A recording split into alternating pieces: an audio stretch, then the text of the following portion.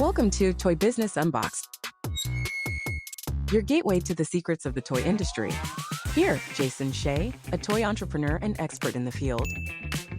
Every product we develop is really inspired by some of the real life experience that we have with our son.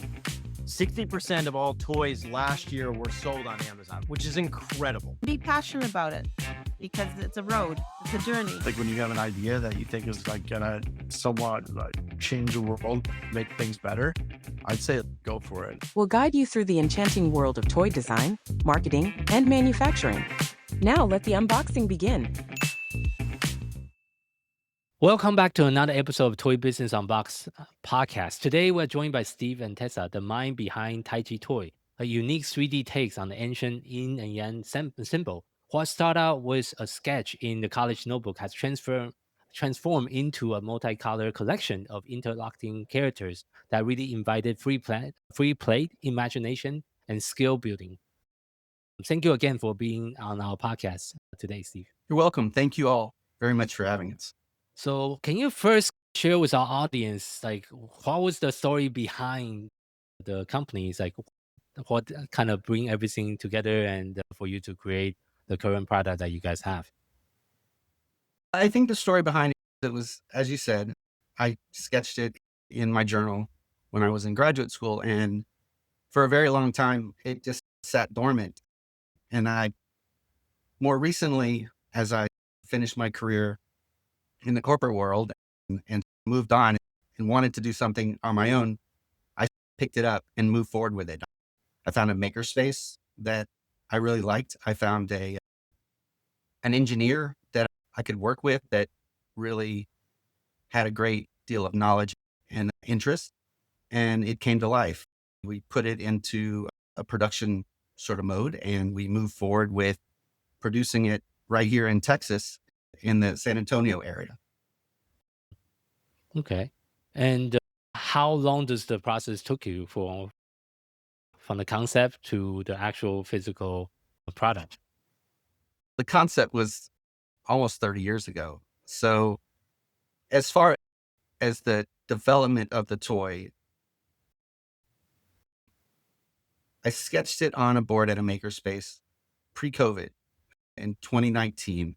Mhm. And more recently, in the last 2 years, was able to prototype it with the help of the folks at the makerspace, as well as put it in production. It took about 10 months, a good solid 10 months to produce it in a manufacturing facility in an injection molding process. And so that took about 8 rounds of testing. We worked with resources offshore and made it happen. I see. And I know you also have some actual product with you. For those of our listeners that want to see it, if you can also show how it actually look like and how does it actually work, if you can take one of the pieces. Go ahead. Okay, so essentially the Taji Toys two halves. If you think about like a yin yang, that's the design that we're going for. And as you can see, the two halves are symmetrical, so they fit together just like that. Okay, yeah. And can you also explain the design and the reason for the hole on the product itself as well? The whole represents that the black dot in the white side, or the white dot in the black side, which I Okay. think is classic. Mhm. But in our case, there's the idea that it could be empty as well. And so Mhm. it invites the person to look inside and see that there's something more than just a sphere. It actually has 2 parts, 2 Mhm. hemispheres that we say, and it fits together like a glove, so to speak. And the thing that to me that the manufacturers did that I thought was super cool is that they were able to take something that the mold only makes one piece of Mhm. and ultimately form a unit that is totally different. Mhm. But also, I think she has some examples of, they come in 14 colors, and as such, I mean, you there's so can, many. there's 91 combinations that you can make up. So it okay. really Okay. helps Okay. people find the color combinations that really resonate for them. I see. Okay.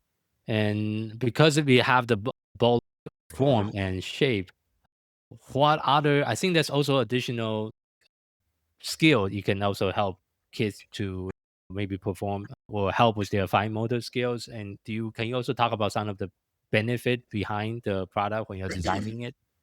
Sure. You want to talk about that? The idea of it being a ball in general offers open play so many opportunities for children.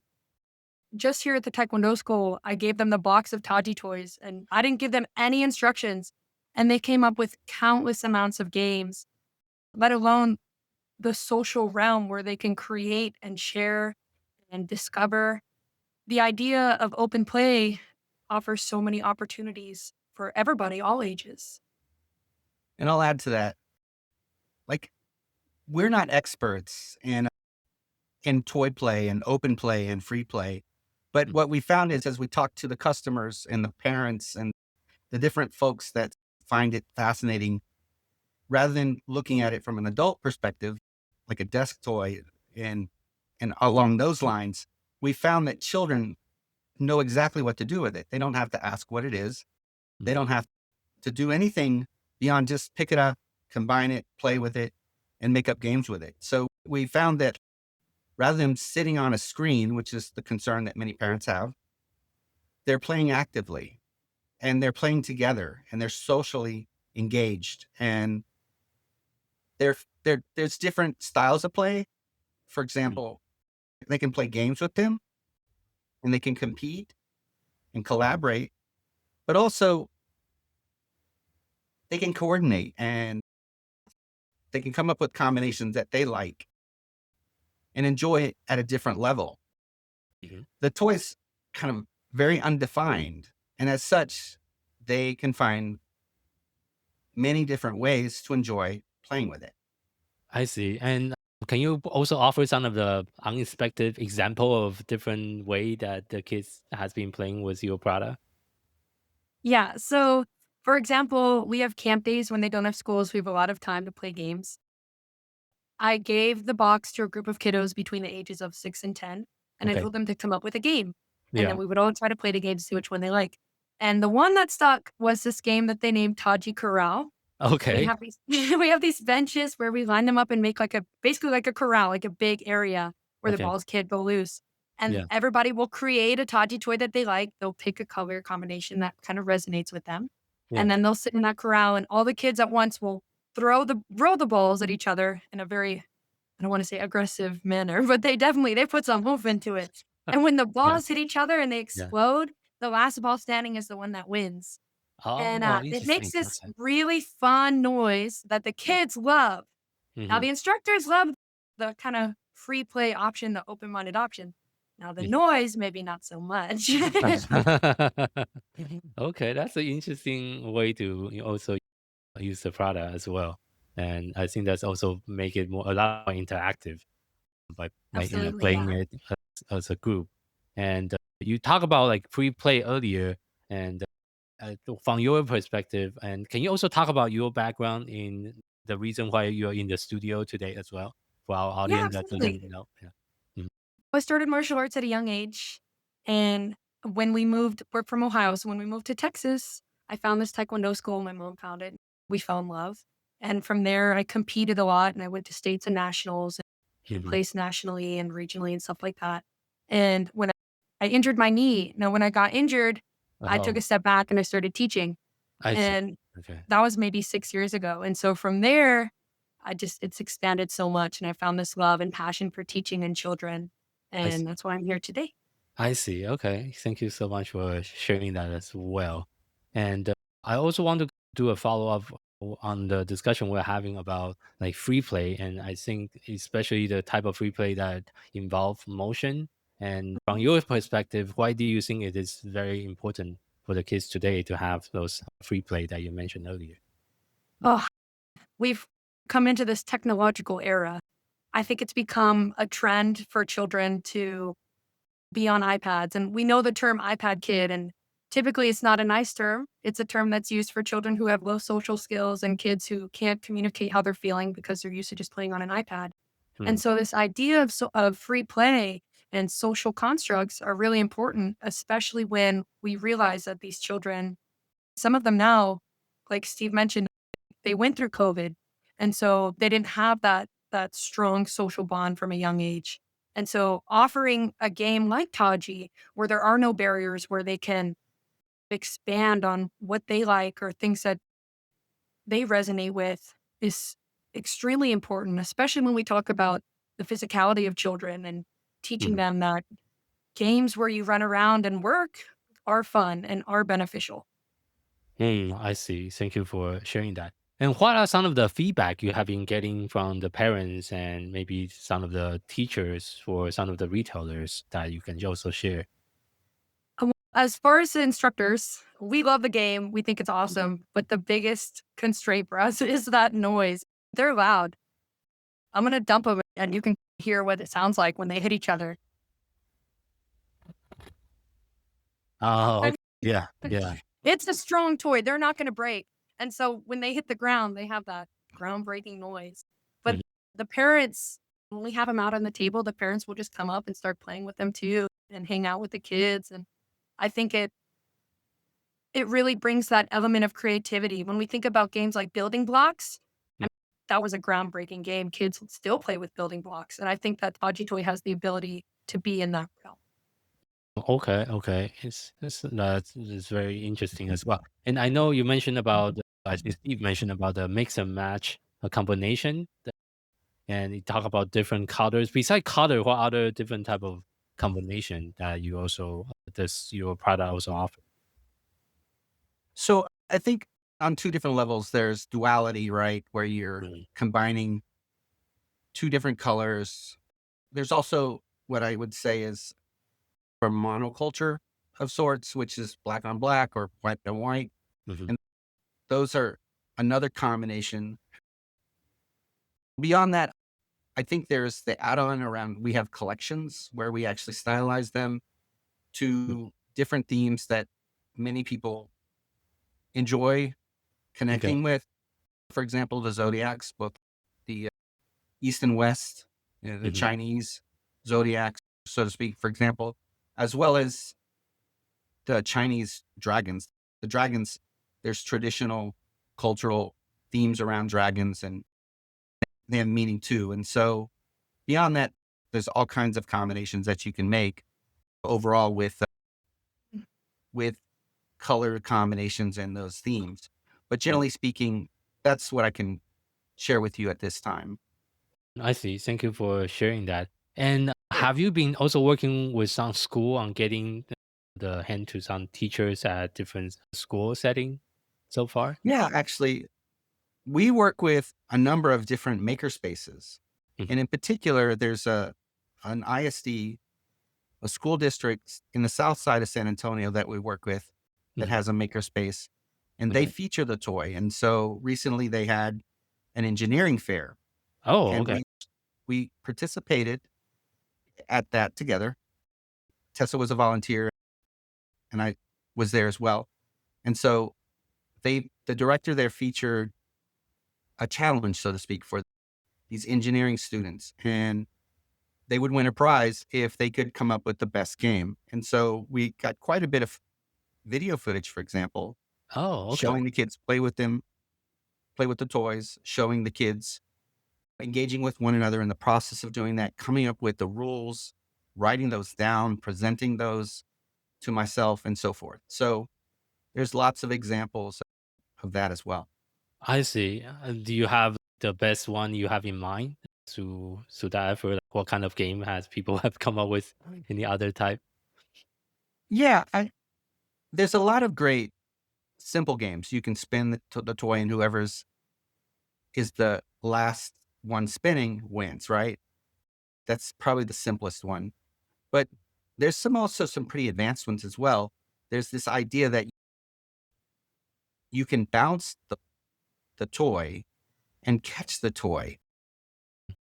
And depending on the complexity of the catch, earn points. So, for example, Oh, I've okay. seen adults bounce the toy off the floor, catch it in two pieces in one hand. And to me, that's super, super talented to do that. And we imagine that not only could you come up with games to do that, you could compete and get good at doing that, right? But you could be in a tournament, for example, and showcase your talent and win prizes for that. I see.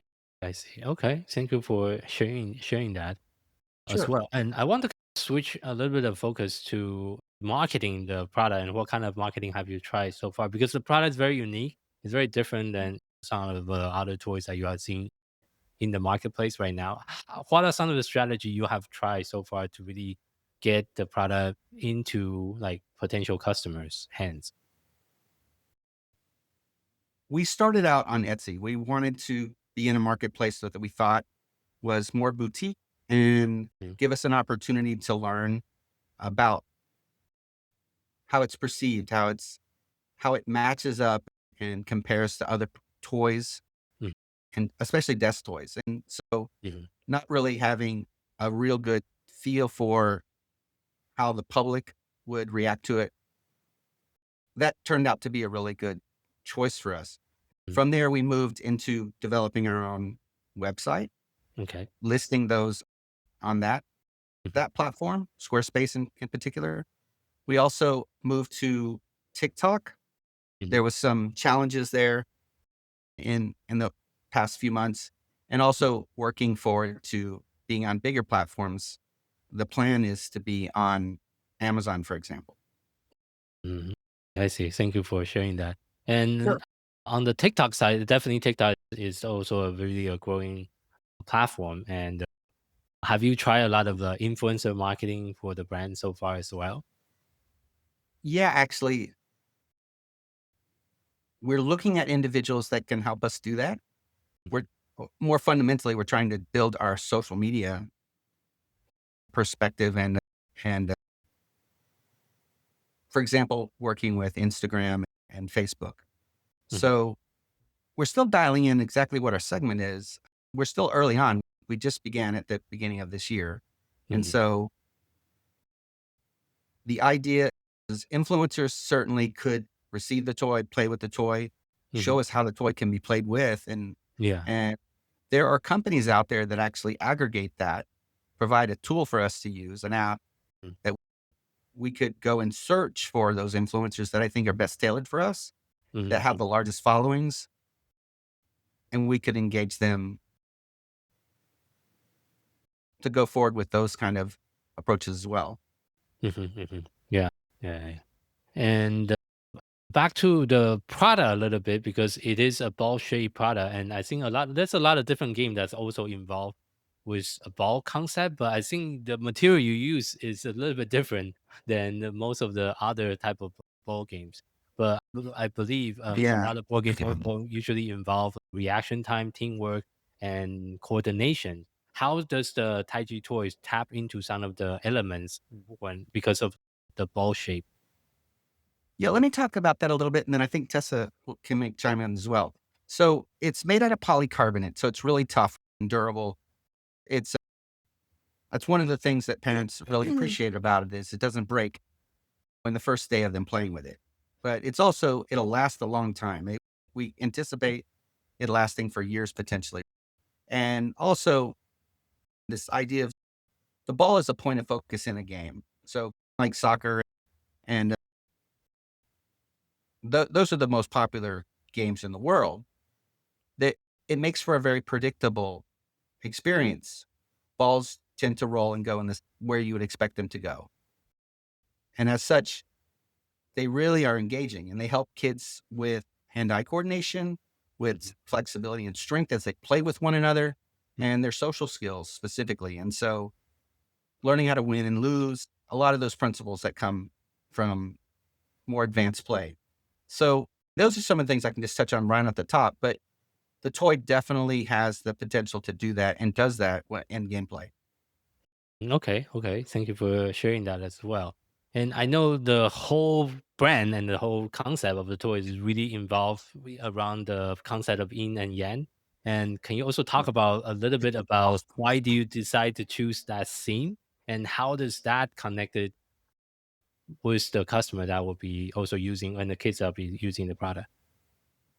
So I think that represents balance and interconnectedness and some of the things that resonate for kids inherently, but they don't maybe think about them in a more literal way. I think, for example, when we talk to them, we say it's about balance, it's about interconnectedness, it's interrelated, right? And they're like, sure, whatever that means, right? But I think when you bring it more closely to them and you say things like, it's like night and day, it's the duality themes that come up with good and bad, and there's the idea of male and female.